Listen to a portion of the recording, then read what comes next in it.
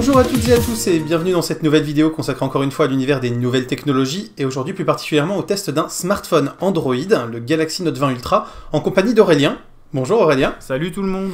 Et donc on s'adapte un petit peu, hein, Covid oblige, donc on va faire ça à distance sur un nouveau format. Donc moi j'ai pas testé le produit, j'en ai juste pris quelques photos vite fait en allant chez Aurélien, mais voilà.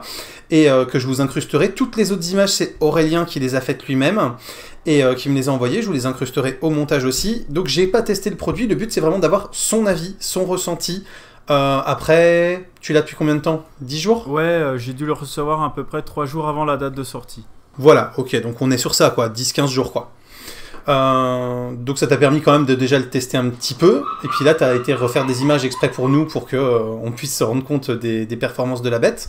Donc le Galaxy Note 20 Ultra, qui est le nouveau très haut de gamme de Samsung, et qui est en plus le haut de gamme des notes, les notes étant déjà le très haut de gamme de chez Samsung en fait. C'est ça, le Galaxy Note 20 Ultra. Il y a aussi les versions Note 20. Ils ont juste enlevé 2-3 trucs. Je sais pas pourquoi ils ont gardé les deux sous-gammes chez les Note 20. Peut-être après pour des histoires de prix aussi, pour permettre d'avoir des trucs peut-être un peu moins puissants ou avec un peu moins d'options, mais qui permettent d'adresser un autre public. Donc, puis toi, donc, t'étais assez attaché à ce système-là quand même. Tu l'aimes bien ce stylet, donc voilà, c'est pour ça que tu voulais rester sur un Note, quoi. Oui, le stylet est quand même assez pratique, même si je l'utilise pas forcément très souvent. Mais ça m'est arrivé de l'utiliser pour prendre des photos de groupe à distance. Il sert de télécommande ou pour pouvoir remplir des documents directement sur le téléphone. Bon, de toute façon, on va faire un peu le tour du propriétaire. Donc déjà, tout ce qui est design, caractéristiques externes, on va dire, taille d'écran, définition, des choses comme ça. T'as un petit peu les infos, qu'est-ce que t'en penses déjà au niveau visuel, au niveau aspect? Moi, je vais regreffer les photos pour que les gens le voient en passage, mais... du premier coup d'œil, il est aussi grand, voire un tout petit peu plus que le Note 10. Donc moi, j'ai des grandes mains et tout ça, ça me dérange pas trop. La taille de l'écran est légèrement plus grande que sur le Note 10 Plus. Bon, c'est normal, on passe encore à une gamme... nouvelle. Et puis j'ai décidé aussi de changer de couleur, donc j'ai choisi bronze. Les amis trouvent souvent qu'il a l'air rose, c'est pas le cas, mais moi j'aime bien, ça change. Sinon l'affichage il est vraiment très joli. Sinon côté hardware il est super réactif, il n'y a rien à dire. Là vous allez pouvoir le voir avec le test que j'ai fait. Okay. Il y a même la plupart des applis qui sont limite comme si elles étaient déjà lancées alors que je venais de redémarrer le téléphone. Ce qui est assez surprenant et au final c'est super agréable quand on l'utilise. Ok. Et puis aussi derrière on a changé, on est passé d'un arrière en verre à un arrière en plastique. Moi ça me dérange pas, au contraire, parce que sinon ça fait des taches de doigts, tout ça. Là c'est un petit peu mieux et il y a un bon grip aussi, c'est pas dérangeant. Oui, puis après il faut faire attention à ce qu'on appelle plastique, ça reste du polycarbonate. Et voilà, c'est pas du plastoc à 2 balles, c'est des trucs qui sont assez résistants quand même. Et voilà, c'est pas du plastique de bouteille Evian, quoi, quand même. Faut remettre les choses dans le contexte, quoi. À rajouter, alors un petit truc qui m'avait un peu gêné avec le Note 10, et là ça a l'air un peu moins... marqué, c'est l'effet de bord. Les écrans sont un petit peu bombés sur les côtés, hein, anciennement Edge, et ils l'ont un petit peu diminué là, ce qui fait que quand on tient le téléphone, on n'a pas les doigts qui forcément appuient sur l'écran et qui nous activent des fonctions sur le côté ou qui activent un appui. Quand tu dis arrondi, c'est bombé en 2,5D en fait. Après, niveau qualité de l'écran, là je crois que le téléphone est en définition 2K et c'est le mode où j'ai du 120 Hz adaptif, donc ça varie entre quand il y a besoin 120 Hz et ça peut diminuer à 10 ou 20 Hz quand l'image est statique pour un peu économiser sur la batterie. Bon, c'est agréable mais c'est pas non plus le must have. Sinon, à noter aussi que le bloc photo est quand même assez imposant. Ça m'a pas mal surpris par rapport au Note 10 qui dépassait déjà un petit peu, mais là il dépasse encore un peu plus. Et c'est vrai que si on n'a pas de coque, quand il est posé sur une table, il n'est pas du tout stable. Ce qui peut parfois faire bouger le téléphone quand on tape à l'écran posé sur la table, c'est pas vraiment très pratique. Mais avec une coque, du coup, je pense que ça devrait aller beaucoup mieux. Bah, un peu comme sur le Galaxy en version Ultra, en fait. Parce que je sais pas si c'est le même bloc, mais en termes d'aspect, c'est assez comparable. Oui, oui, il me semble que c'est bien le même Ouais. bloc. Effectivement, ça dépasse du téléphone.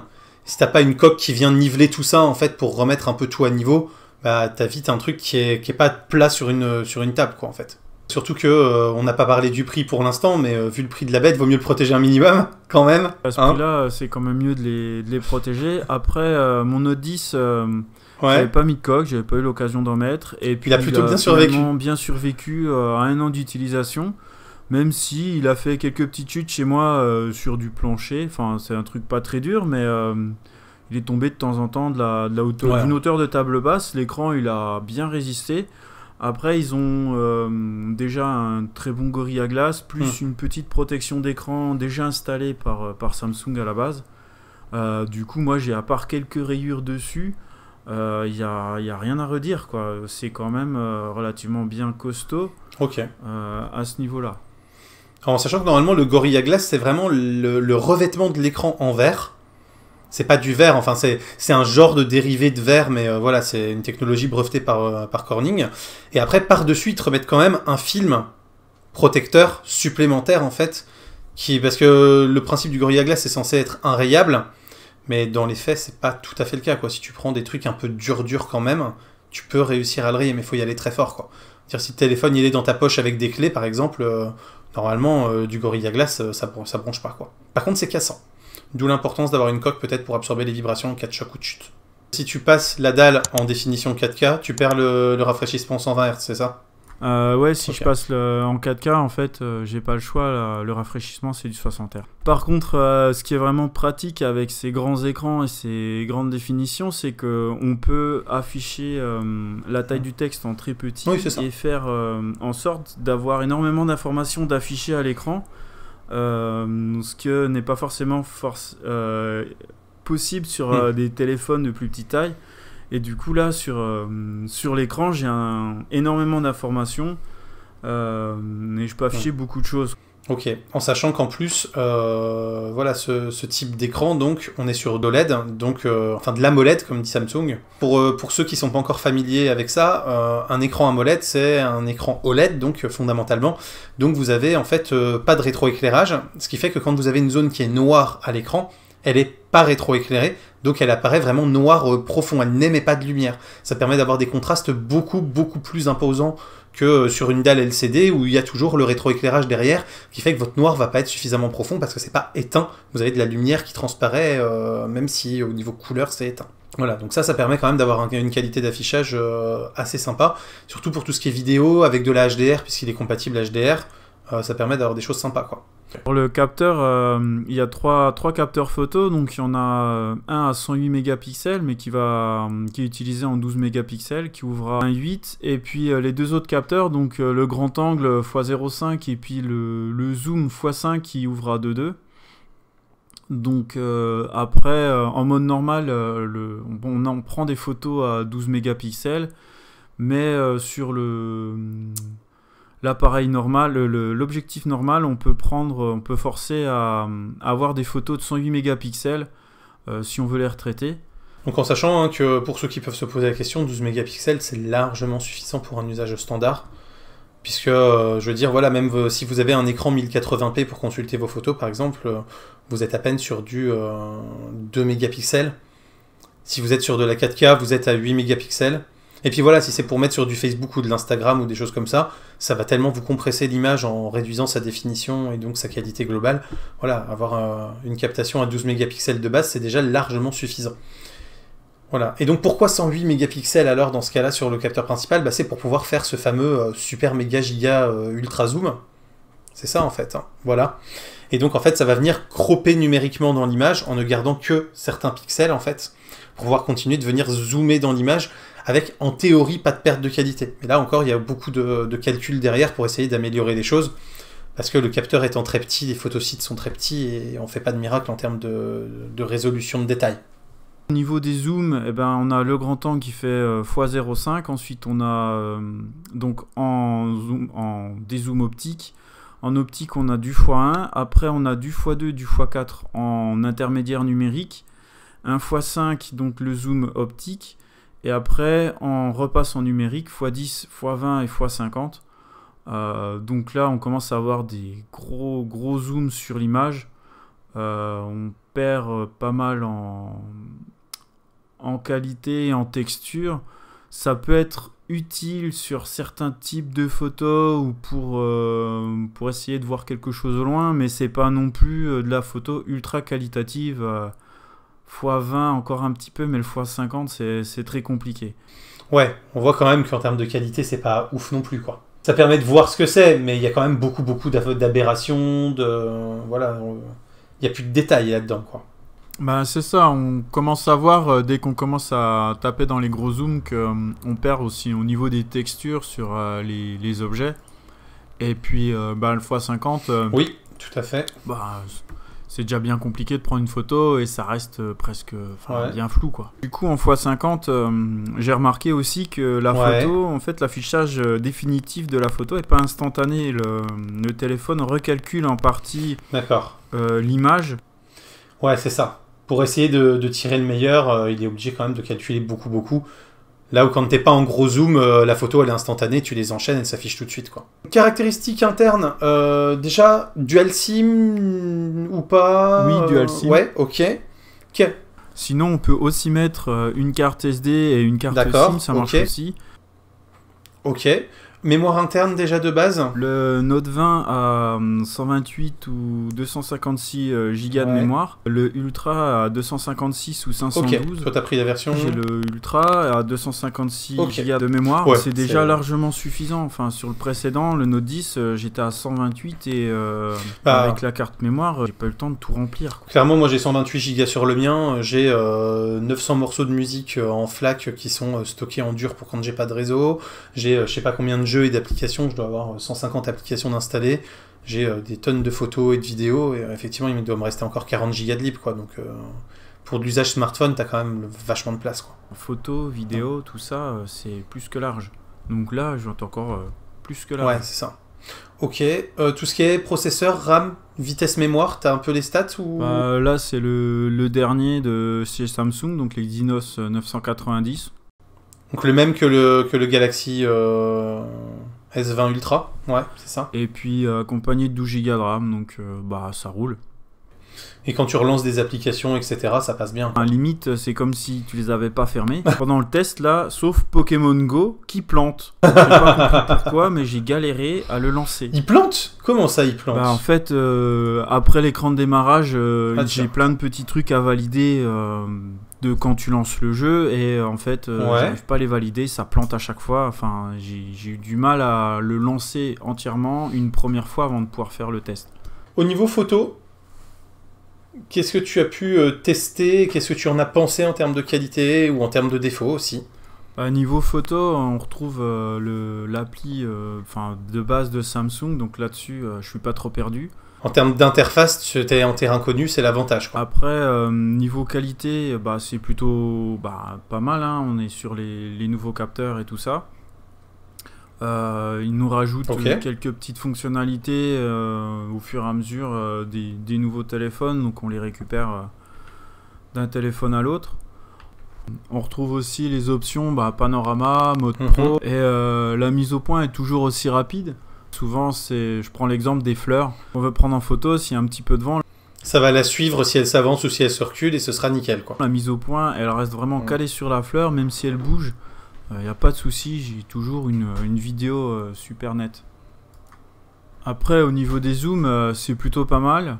On a quand même en zoom optique les zooms 0,5, 1 et 5 qui c'est des zooms optiques, donc on a vraiment une image bien nette. Ouais, les zooms 2 et 4, tu me disais que c'était des intermédiaires numériques. On voit vraiment la différence avec les zooms numériques, donc 2 et 4. On change de capteur en fait. Et après les zooms aussi 10, 20 et 50, on voit vraiment qu'on est sur un intermédiaire numérique, ou alors après sur du tout numérique. L'image est légèrement plus floutée que sur un zoom optique. Donc ça, les 10, 20 et 50, ils se font via le capteur de 108 mégapixels. Après, au niveau prise de photo, il y a aussi la détection automatique des scènes. Donc là, on avait déjà ça de présents dans les versions précédentes. Donc il a à peu près, je crois, entre 15 et 20 scènes différentes qu'il peut reconnaître et où il adapte. C'est ça, il a des scènes prédéterminées, il va essayer d'optimiser ou de te conseiller les meilleurs réglages en fonction, quoi. Donc ça peut être par exemple mode nourriture, un mode paysage vert, coucher de soleil, animaux ou architecture. Oula. On est en train de perdre Aurélien. Après, là tout à l'heure, j'ai été tester aussi l'appareil photo donc, dans la cathédrale. Donc, on a un environnement un peu sombre, mais c'est pas non plus totalement la nuit. On peut voir que le capteur se débrouille quand même plutôt pas mal, même quand on zoome. Bon, après, les gros zooms, hein, comme on l'a déjà dit, c'est pas non plus ouf. Mais il se débrouille pas trop mal. Mais ça permet de voir justement que même dans un environnement sombre, là pour le coup il arrive quand même à aller chercher un peu de détails et que c'est pas... Voilà quoi, c'est quand même pas trop dégueu quoi.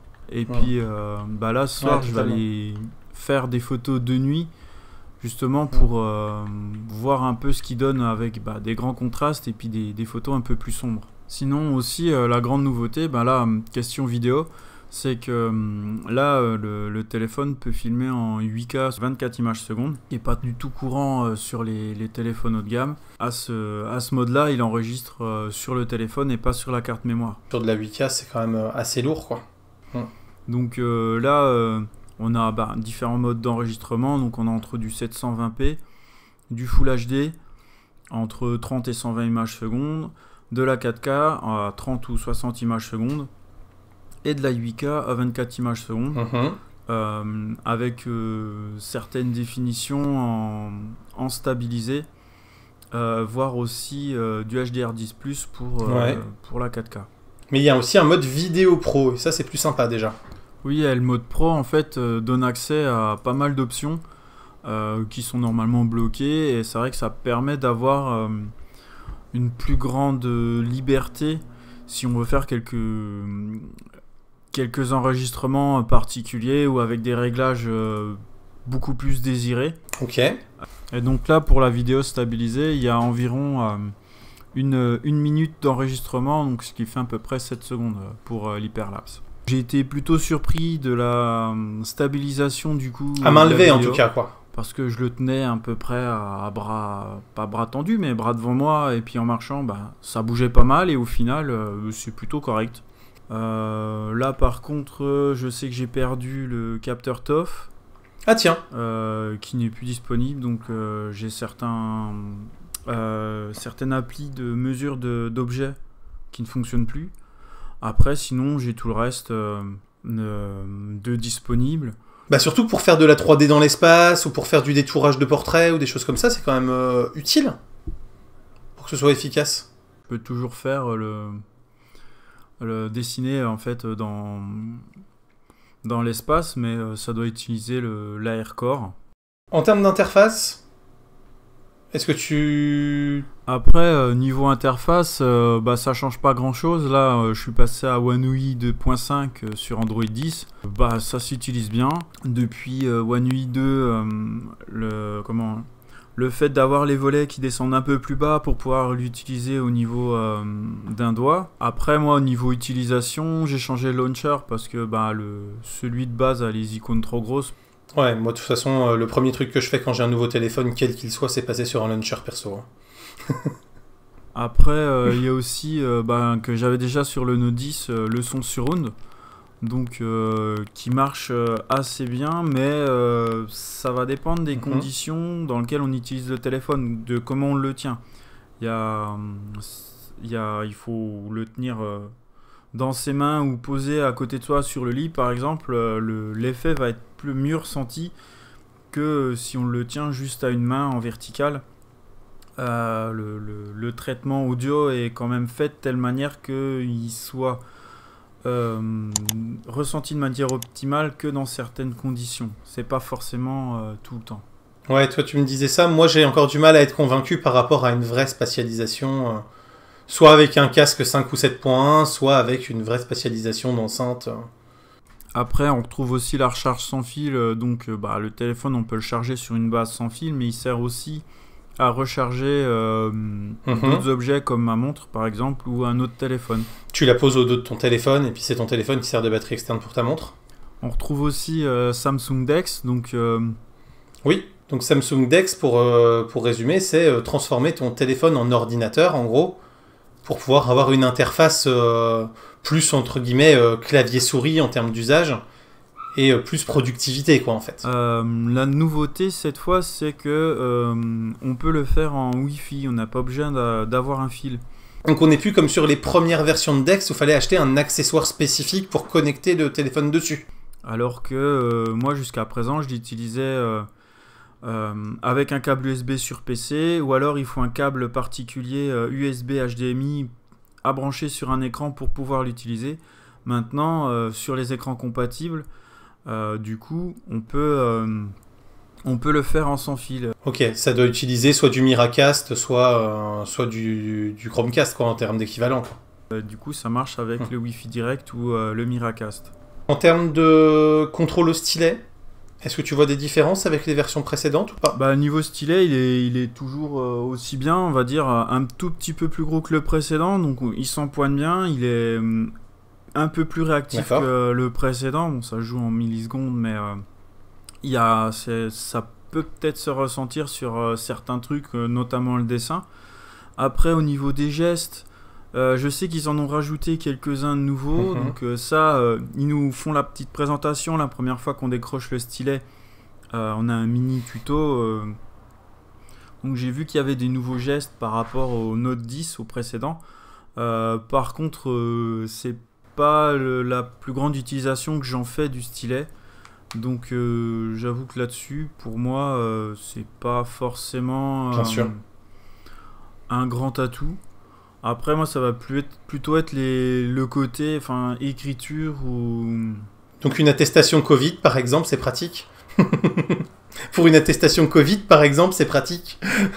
Aussi, c'est vrai que j'ai pu l'utiliser en mode, on va dire, modification de PDF, où j'ai pu écrire en manuscrit directement sur le téléphone. Et l'avantage d'écrire avec un stylet plutôt qu'avec le doigt, c'est que ça reproduit vraiment ton écriture, on retrouve ta graphie, et on peut vérifier que c'est toi qui as écrit, parce que c'est comme si tu écrivais au stylo sur papier, en fait. Là où quand tu écris avec le doigt, la gestuelle n'est pas tout à fait la même, et la graphie est quand même différente. On est toujours sur de l'écran Always On, avec la possibilité de prendre des notes à la volée sans rallumer le téléphone? Oui, on peut toujours. Parce que ça, c'est quand même un gros plus du Note aussi, hein, quand même. En plus, il y a aussi, qui était déjà présent avant, la reconnaissance des caractères. Ce qui peut permettre de le reprendre plus facilement pour l'intégrer à un document ou quoi que ce soit. Et il y a aussi, une bonne intégration avec l'appli Mon Téléphone, donc qui permet de relier son téléphone au PC et d'avoir les notifications, d'avoir les messages, l'affichage de l'écran, voire même lancer des applis directement depuis le PC sur l'écran du téléphone, voire faire des copier-coller. Enfin, il y a pas mal de petites choses qui ont été implémentées en natif, qui sont plutôt pas mal. Et on peut aussi passer des appels sur le téléphone depuis le PC, mais par contre il faut que le téléphone soit connecté en Bluetooth au PC, donc ça c'est pas forcément pour tout le monde. En sachant que faut quand même savoir qu'un téléphone Android vendu, ça rapporte quelques dollars à Microsoft pour des raisons de brevet. En termes d'autonomie, qu'est-ce que tu en penses ? Niveau autonomie, il tient bien la charge sur une journée, en tout cas l'utilisation de journée avec les applis que j'ai d'installer et qui tirent un peu sur la data. Ok. Donc qu'est-ce que tu entends toi par une utilisation normale ? En général, sur ma journée de boulot, je rentre chez moi, je suis entre 30 et 20% de batterie, ce qui reste plutôt correct, mais qui pourrait être mieux... considérant qu'on a quand même, je crois, 4500 mAh de batterie, ce qui est quand même énorme. Redonne-moi le prix juste pour qu'on conclue là-dessus. Donc là, oui, on est quand même sur des téléphones haut de gamme, donc ils sont pas donnés du tout. Là, au niveau de toute la gamme, le Note 20 4G avec 256 Go est à 959 €. Après, le même en 5G est à 1059. Le Note 20 Ultra 5G que j'ai avec 256 Go de mémoire est à 1309 €. Le 5G Ultra avec 512 Go de stockage est à 1409 €. Ouais. Donc c'est quand même... Donc on monte jusqu'à 1500 balles sur un téléphone. Ça commence à devenir quand même... Même si effectivement il y a de la puissance, même s'il y a la fonction DeX, même s'il y a des très belles photos, vidéos, tout ça. Voilà, pour ce prix-là, tu peux avoir un ordi qui commence déjà à largement tenir la route, quoi. Ou un Valve Index. Ou un Valve Index. On y reviendra, vidéo à venir sur la chaîne. En tout cas, merci pour toutes les images que tu m'as envoyées qui ont permis d'illustrer cette vidéo. Merci pour ton temps. N'hésitez pas si vous avez des commentaires ou des questions, hein, vous les posez en dessous. Si je peux vous répondre, je vous répondrai directement. Si je peux pas vous répondre, je ferai un petit message à Aurélien pour qu'il passe vous répondre. Ouais, y a pas de souci. N'hésitez pas à poser des questions. Voilà, et puis on se dit à très bientôt, comme d'habitude, pour plein de prochaines vidéos, photos, techno, informatique et jeux vidéo qui font le contenu de la chaîne. Il y a le Tipeee, le Utip, tout ça, vous connaissez aussi. Et puis on se revoit bientôt. Salut à tous. Salut. Et salut Aurel. Bye bye.